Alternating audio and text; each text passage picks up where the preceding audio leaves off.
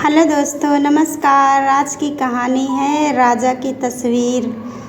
एक समय की बात है, किसी राज्य में एक राजा रहता था जिसकी केवल एक टांग और एक आँख थी। उस राज्य में सभी लोग खुशहाल थे क्योंकि राजा बहुत बुद्धिमान और प्रतापी था।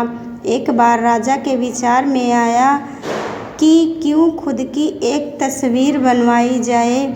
फिर क्या था, देश विदेशों से चित्रकारों को बुलवाया गया और एक से एक बड़े चित्रकार राजा के दरबार में आए।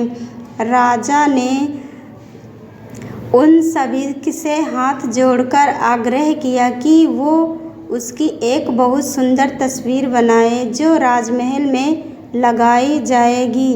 सारे चित्रकार सोचने लगे कि राजा तो पहले से ही विकलांग है, फिर उसकी तस्वीर को बहुत सुंदर कैसे बनाया जा सकता है।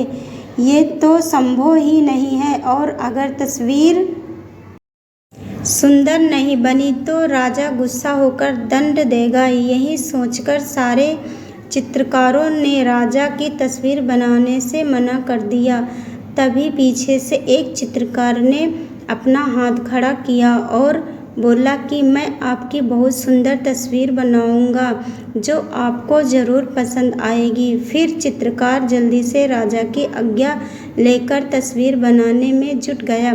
काफ़ी देर बाद उसने एक तस्वीर तैयार की जिसे देखकर राजा बहुत प्रसन्न हुआ और सारे चित्रकारों ने अपने दांतों तले उंगली दबा ली। उस चित्रकार ने एक ऐसी तस्वीर बनाई जिसमें राजा एक टांग को मोड़कर जमीन में बैठा और एक आंख बंद करके अपने शिकार पे निशाना लगा रहा है।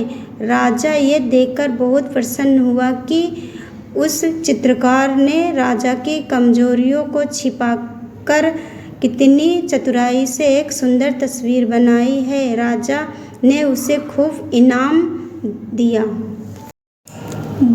तो मित्रों, क्यों ना हम भी दूसरों की कमियों को छुपाएं, उन्हें नज़रअंदाज करें और अच्छाइयों पर ध्यान दें। आजकल देखा जाता है कि लोग एक दूसरे की कमियां बहुत जल्दी ढूंढ लेते हैं, चाहे हमें खुद में कितनी भी बुराइयां हों, लेकिन हम हमेशा दूसरों की बुराइयों पर ही ध्यान देते हैं कि अमुक आदमी ऐसा है, वो वैसा है। सोचिए, अगर हम भी कुछ चित्रकार की तरह दूसरों की कमियों पर पर्दा डालें, उन्हें नज़रअंदाज करें, तो धीरे धीरे सारी दुनिया से बुराइयां ही खत्म हो जाएंगी और रह जाएंगी सिर्फ अच्छाइयाँ।